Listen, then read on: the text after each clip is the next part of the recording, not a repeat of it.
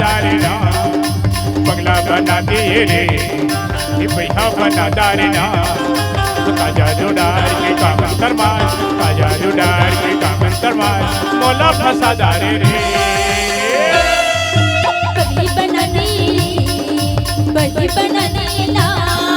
पगली बना दे बड़ी बना देना काजा जुडार के कामन करमार काजा जुडार के कामन करमार मोला फसा दारे बंगला बना दिए रे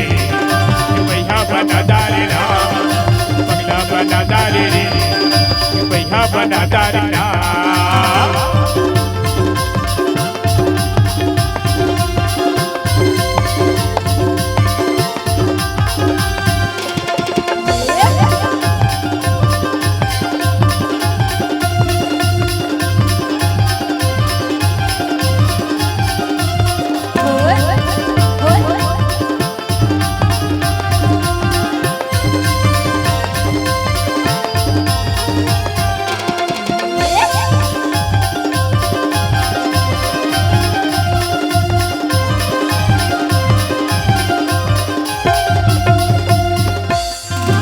देखे पर काका बहाना बोलकर मन मेरी मोर मन नहीं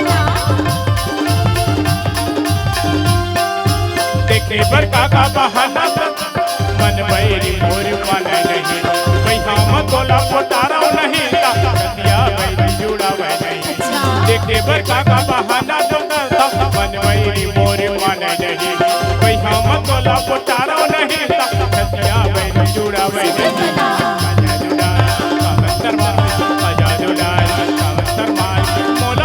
दारे पगली बना दे बड़ी बना देना पगली बना दे बड़ी बना देना काजा जुडार के कामन करमार काजा जुडार के कामन करमार मोला फसा दारे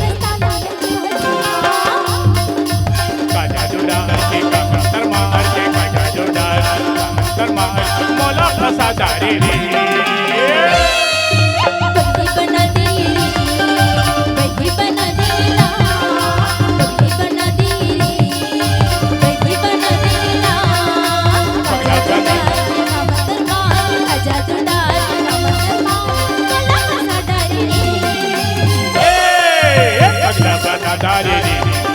ए बैठा बना दारे ना बगली बना दी रे बगली बना दी ना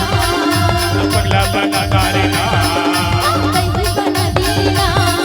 पगला बना दारे ना बगली बना दी रे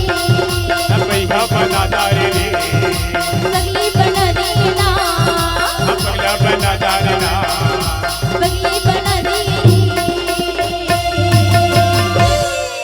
है पगला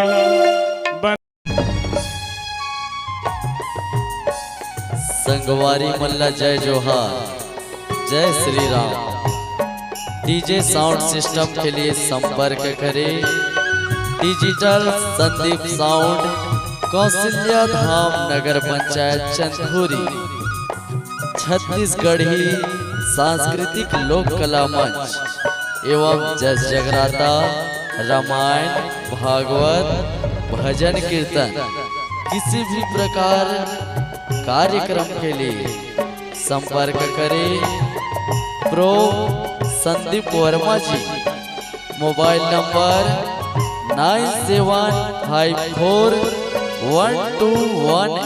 9754121865 एवं